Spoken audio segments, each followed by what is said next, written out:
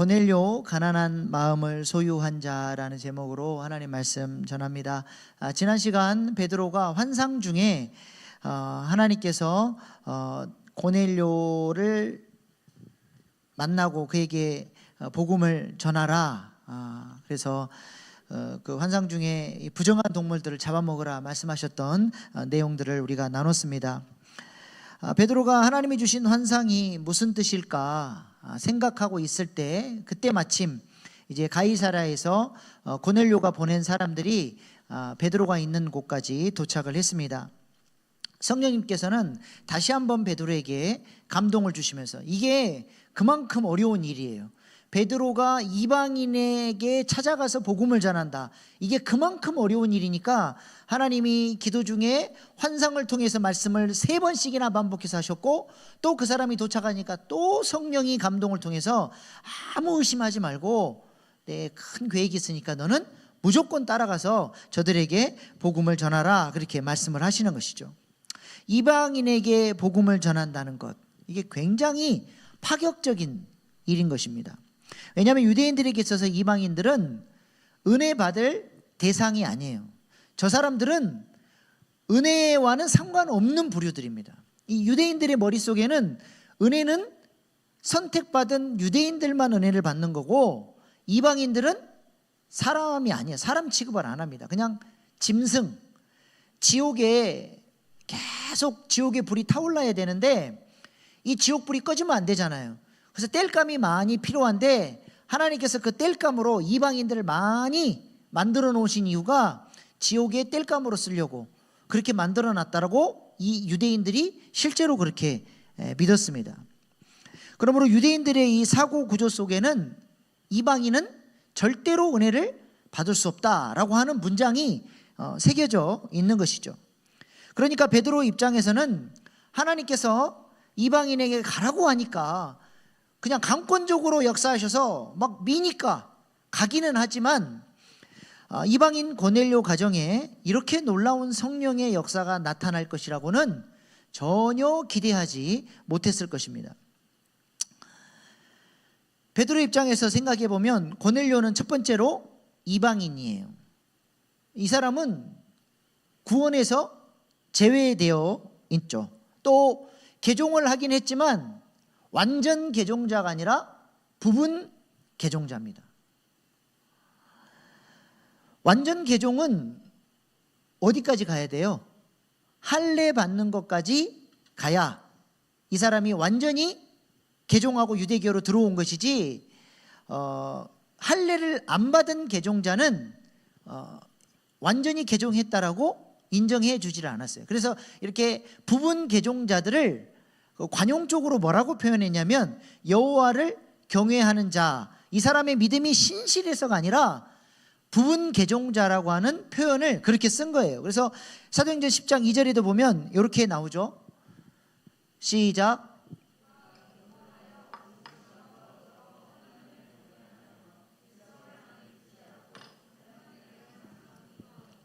저기 하나님을 경외한다 그렇게 나오잖아요. 부분 개종자다라는 그런 뜻이에요. 그러니까 고넬료는 유대교의 가르침을 받아들이긴 했지만 아직 할례까지는 가지 않은 사람이죠. 이 할례 문제가 얼마나 중요했는지 사도행전 15장에 가면 이제 사도회의를 통해서 이방인들에게 할례의 무거운 멍에를 지우지 말자. 꼭 할례를 받아야만 은혜 받는 게 아니다 라고 하는 이 사도회의에서 결정이 나오기 전까지는 이 할례 문제가 굉장히 중요한 이슈였던 것이죠. 이러한 이유들로 인해서 베드로 입장에서는 큰 기대감이 없이 그렇게 고넬료를 만나러 간 거죠. 근데 어떤 역사가 있었어요?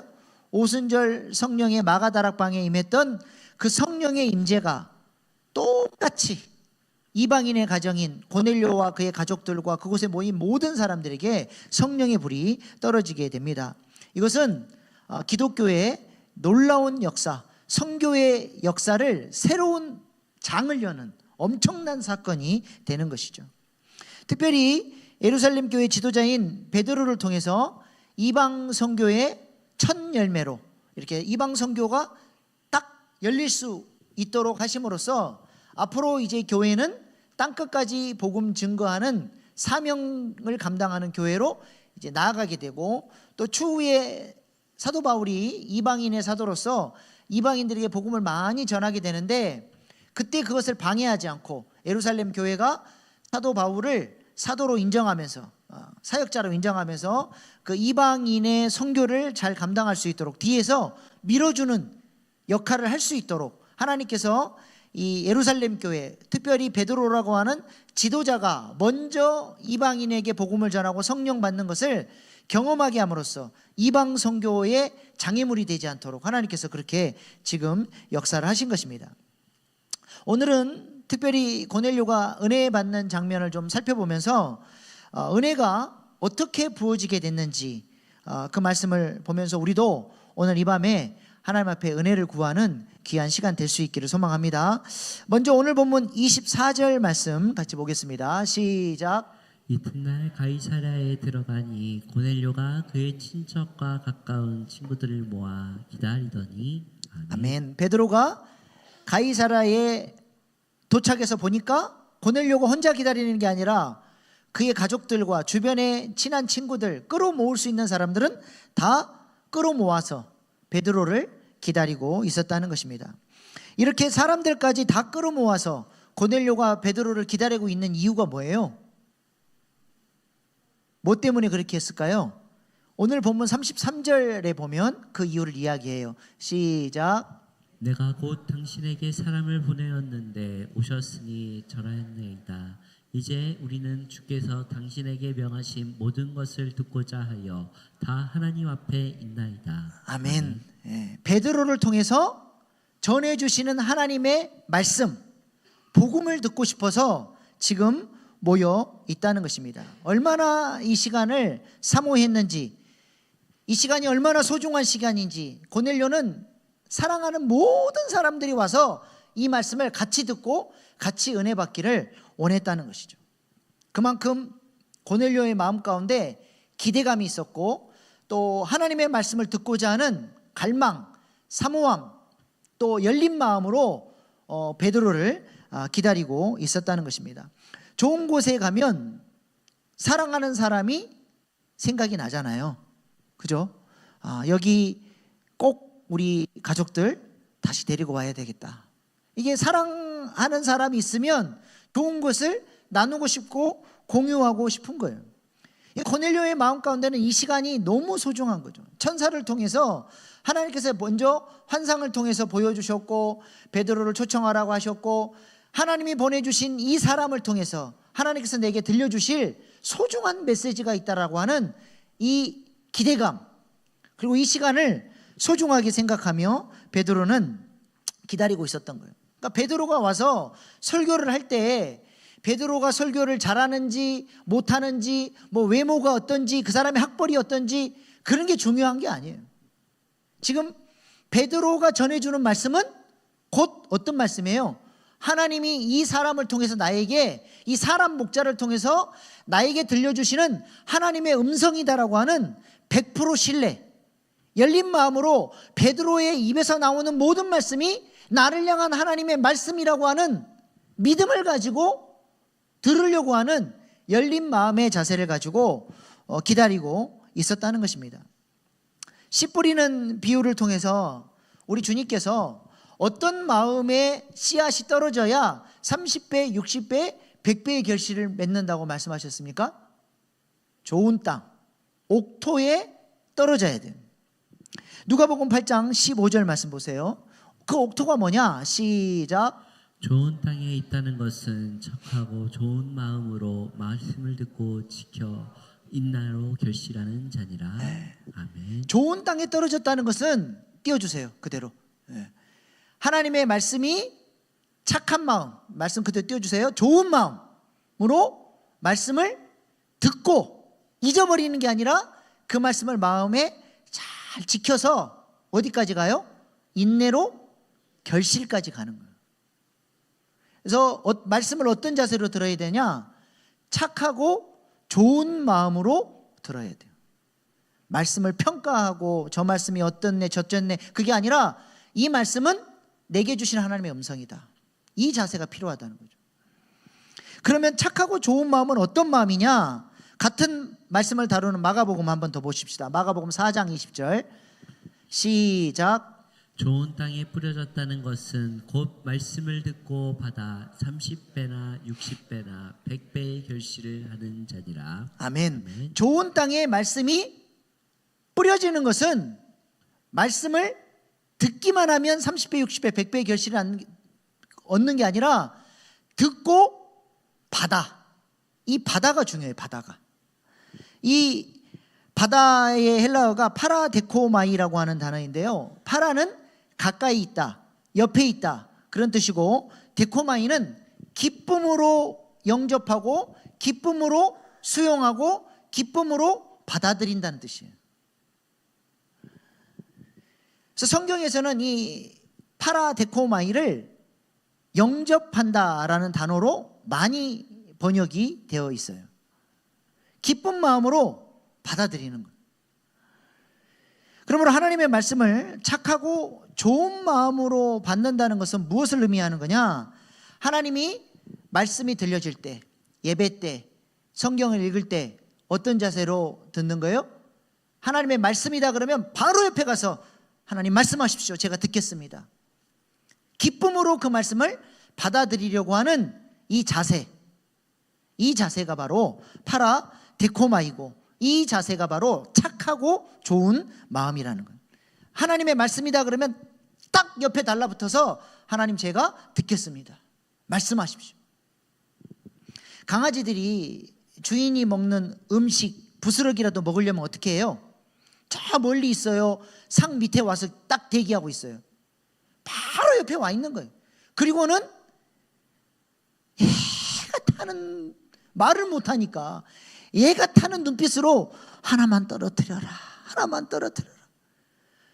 여러분, 그 강아지의 그 애가 타는 그 눈빛을 아세요? 그 눈빛을 보면 안 줄 수가 없어요. 얼마나 간절히 사모하는지. 그게 파라데코마이의 마음의 태도예요. 이렇게 말씀을 사모하는 자세, 이것이 착하고 좋은 마음이죠.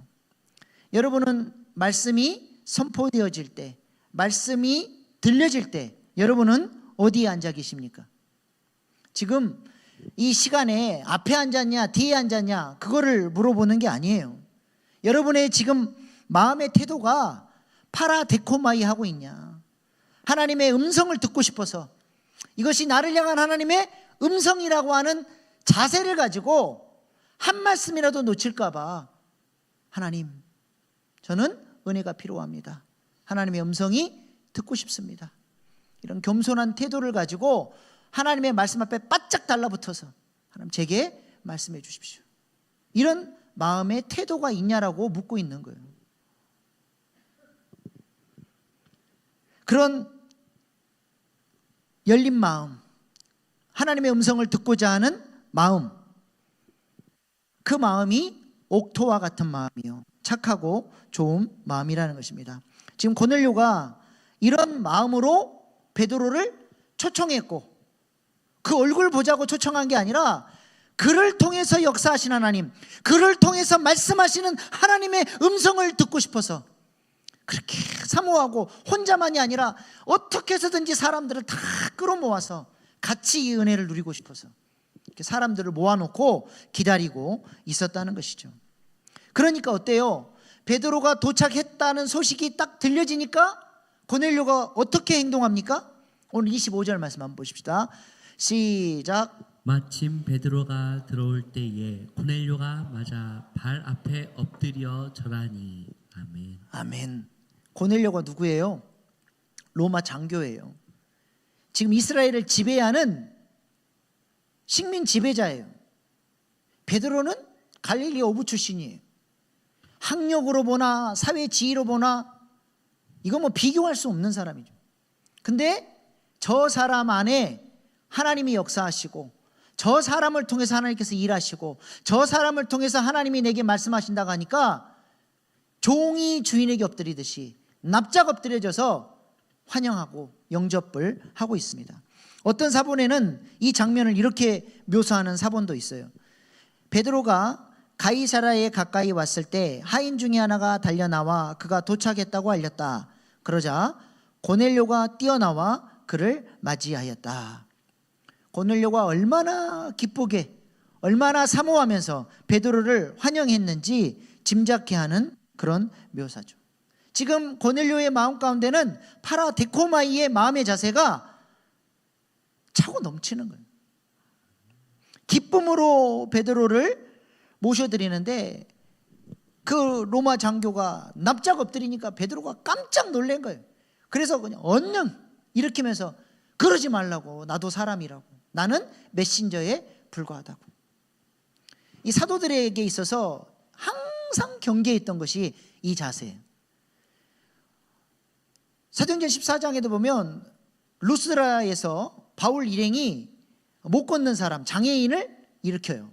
그랬더니 그 루스드라 사람들이 눈이 돌아가가지고 우와, 제우스가 나타났다, 이 사람들은 신이다 그러면서 막 경배하려고 하니까 바울이 자신의 옷을 찢으면서 그러지 말라고, 나도 사람이라고 그러면서 하나님, 나에게 역사하시는 하나님을 소개하죠.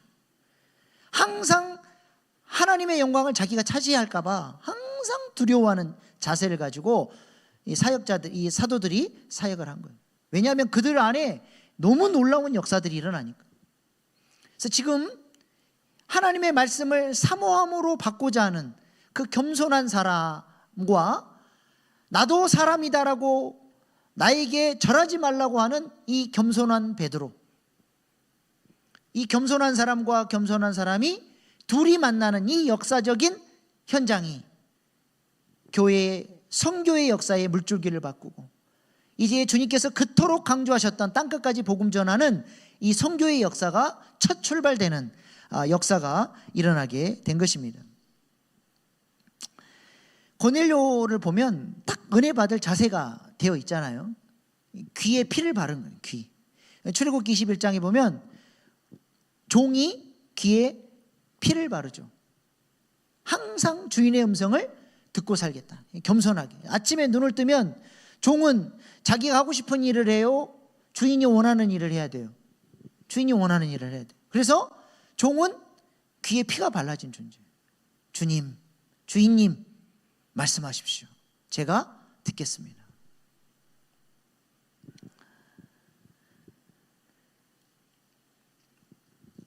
그렇다면 고넬료는 어떻게 이렇게 은혜에 활짝 열려서 옥토와 같은 마음, 착하고 좋은 마음으로 하나님의 말씀을 사모하고 그렇게 겸손하게 하나님의 말씀을 받으려고 엎드렸을까요?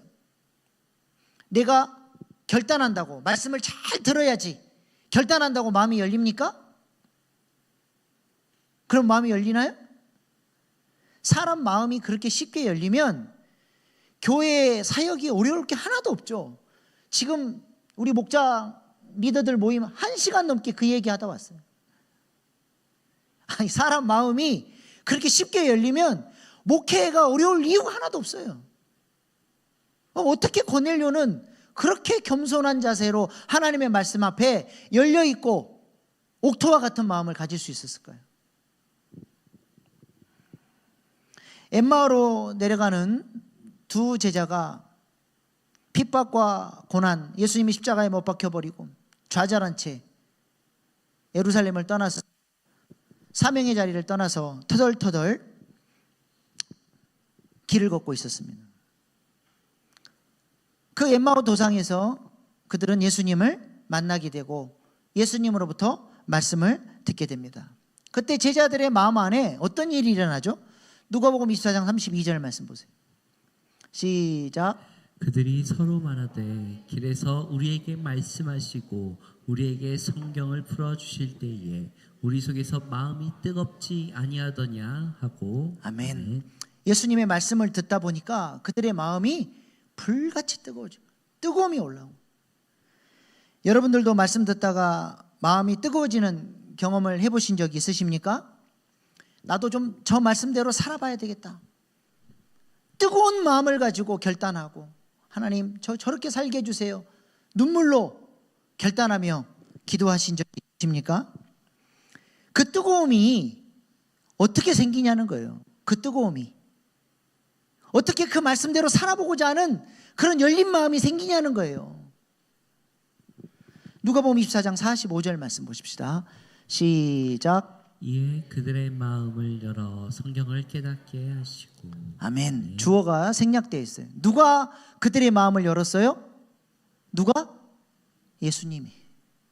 예수님이 그들의 마음을 열어주셨더니 말씀이 들려지고 그 말씀이 그들의 가슴을 뜨겁게 하고, 그래서 사명의 자리를 떠나서 패배자처럼 엠마오 도상을 걸어가던 그 대자가 그 말씀 때문에 그 마음을 돌이켜서 죽음의 자리, 그러나 사명의 자리, 그 예루살렘으로 그들이 다시 돌아갈 수 있었다는 거예요. 누가 그 마음을 열었다고요? 예수님이 그 마음을 열어주셨다는 것입니다. 사도 바울이 2차 전도 여행 때 환상 중에 마케도냐 사람이 이리로 건너와서 우리를 도우라. 사도 바울의 원래 계획은 저기 저 빨간색 소아시아 지역에 복음을 전하는 것이었어요. 근데 하나님이 계속 못하게 막으셔. 그래서 드로아라고 하는 항구 도시에서 마케도냐 유럽 사람이 환상 중에 이리로 와서 우리를 도우라라고 하는 환상을 보고 하나님의 계획이 이곳인가 보다 하고 유럽 땅으로 처음으로 넘어가요. 그러니까 대륙을 넘어서 복음이 첫 번째로 유럽 땅에 전해진 사건이 사도 바울의 제2차 전도 여행 때예요. 그리고 사도 바울이 처음으로 가서 복음을 전했던 도시가 바로 빌립보 도시입니다. 이 빌립보 도시에서 사도 바울이 처음으로 말씀을 전한 곳이 어디냐? 어디 기도할 곳 없나 찾다가 강가로 나갔는데 강가에서 있는 여자들을 만나요. 강가에서 여자들이 뭐하고 있었을까요? 빨래하고 있었겠죠. 빨래하느라 정신없는데 사도 바울은 어떻게 해서든지 그 여자들한테 복음을 전하고 싶어서 막 복음을 전해요. 근데 빨리 하고 가고 싶은데 누가 듣겠어요? 무슨 외간 남자가 와서 뭐 이상한 듣도 보도 못한 소리를 하니까 아무도 안 들었지. 근데 누가 그 말씀을 들어요? 루디아가 사도 바울이 전하는 말씀을 들어요. 그리고 사도 바울을 자신의 집으로 초대합니다. 그 사도 바울의 전도 일행을. 그래서 이 유럽 땅에 첫 번째 교회가 세워지게 되는데 그것이 바로 루디아의 집에서 시작된 빌립보 교회인 것이죠. 이 빌립보 교회는 사도 바울의 최고의 동역자입니다. 물질적으로, 기도로, 그 이후에 유럽 땅과 땅끝까지 복음 증거하는 일에 물심양면으로 세심하게 돌봐줘요. 이게 빌립보 교회는 여성 중심 교회거든요. 교회에서도 일을 누가 많이 해요? 남자들이 많이 해요? 여자들이 많이 해요? 여자들이 많이 하잖아요. 빌립보 교회가 여성 중심 교회였기 때문에 조금 문제도 있었어요. 그걸 또 이렇게 싸워. 팔을 지어가지고 뭐 그 유오드게와 순두게 해가지고 그냥 여자들끼리 그냥 좀 싸우는 문제는 좀 있었지만 그래도 사도 바울의 필요를 세심하게 돌보면서 빵빵하게 뒤에서 사도 바울이 사역할 수 있도록 도왔던 교회가 되죠. 근데 이 역사가 어떻게 이 빨래하던 여자가 복음을 받아들이게 됐냐? 사도행전 16장 14절 말씀. 시작.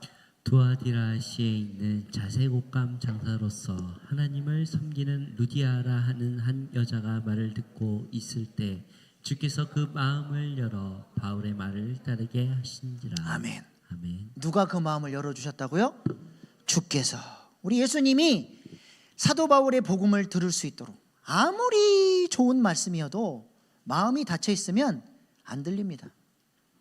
주님이 그 마음을 열어주시면 그 말씀이 들리기 시작하는 거예요. 그 말씀의 가치를 아는 거예요. 그 말씀 때문에 마음이 뜨거워지는 겁니다.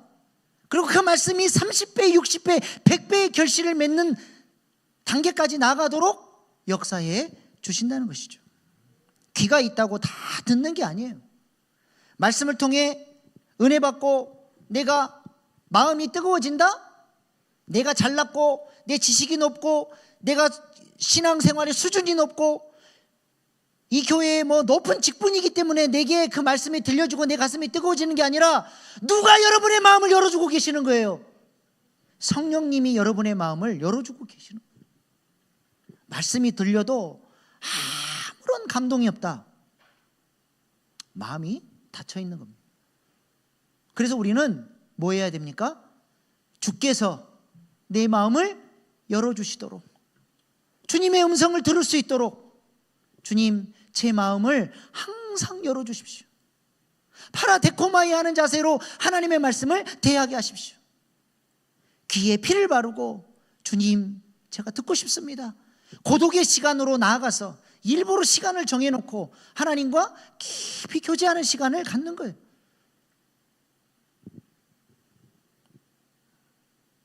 이렇게 말씀을 통해 은혜 받은 고넬료, 그 마음을 누가 열어주셨을까요? 주님이 열어주셨기 때문에 고넬료가 그렇게 사모하는 마음으로, 열린 마음으로 베드로를 기다리고 베드로가 전해주는 말씀을 하나님의 음성으로 들을 수 있는 은혜를 누리게 된 것이죠.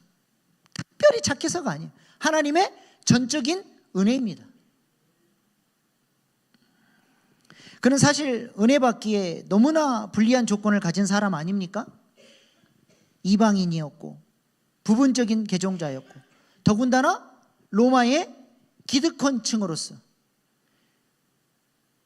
로마 장교식이나 된 사람이 유대인들도 무시하는 베드로를 겸손한 자세로 베드로를 통해서 말씀을 배운다? 너무너무 은혜 받기 어려운 조건의 사람이에요. 그래도 하나님이 그 마음을 열어주시니까 하나님의 음성을 듣고 이방인 최초의 회심자, 이방인 최초의 성령을 경험한 자, 이방인 최초의 그리스도인이 된 줄로 믿습니다. 그러므로 우리가 이번에 110이 해피데이를 준비하면서 무엇을 해야 되겠습니까? 아이고 저 사람은 복음 전해봤자 씨알도 안 먹혀. 혼자 스스로 판단하고 포기하면 안 되고 주님이 그 마음을 열어주시면 내가 생각할 때 저 사람은 절대로 복음을 안 받을 것 같은 사람도 주님이 그 마음을 열어주시면 놀라운 구원의 역사가 이루어지게 되는 줄로 믿습니다.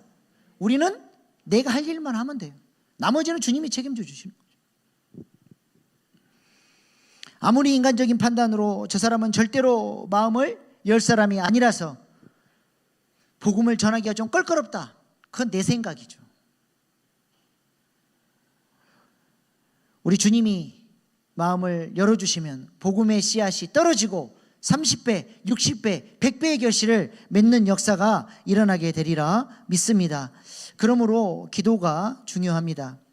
우리 주님께서 그들의 마음을 만져주셔서 열어주시도록 고넬료와 같이 그 마음이 옥토로 준비될 수 있도록 우리가 간절히 기도할 때 하나님께서 생각지도 못한 방법으로 우리의 전도 대상자들의 마음을 열어주시고 이 복음의 역사가 충만하게 나타나게 되리라 믿습니다. 오늘 이 밤 기도할 때에 하나님 제 마음도 그렇게 열어주시고 우리 목원들의 마음도 그렇게 열어주시고 마음 문이 닫혀서 교회 와도 은혜도 못 받고 항상 다람쥐 쳇바퀴 돌듯이 왔다 갔다 뜰만 맞는 수준의 교인들, 혹시 그런 사람이 생각나면 하나님 그 사람의 마음도 성령님께서 열어주시면 그도 옥토와 같은 마음이 될 줄로 믿습니다. 그래서 내 마음, 우리 지체들의 마음, 또 우리가 전도해야 될 전도 대상자들의 마음, 오늘 이 밤에 우리가 기도할 수 있기를 소망합니다. 기도할 때 파라데코마이의 역사, 하나님의 말씀을 사모하고 그 말씀을 듣고 싶어하고 그렇게 간절한 마음으로 하나님 앞에 나아가는 그런 마음이 회복되게 되리라 믿습니다. 우리 모두가 30배, 60배, 100배의 결실을 맺는 옥토와 같은 그런 마음을 소유한 하나님의 사람들 다 되시기를 축복합니다. 기도하시겠습니다. 이 시간 기도할 때에 이방인이요 부분적인 개종자요 로마의 장교였던 고넬료가 은혜를 받았다고 한다면 우리 중에 은혜 받지 못할 사람은 아무도 없습니다. 오늘 우리에게 은혜를 주시려고 하나님께서 우리를 불러 모아주신 줄로 믿습니다.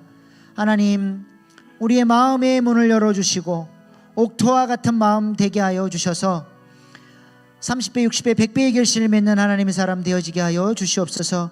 우리 지체들의 마음을 만져주시고 전도 제상자들의 마음의 문도 열어주셔서 놀라운 회심의 역사, 전도의 역사가 나타나게 해달라고 이 시간 주신 말씀 붙들고 주여 3번 부르고 결단의 기도로 나아가시겠습니다. 주여, 주여, 주여.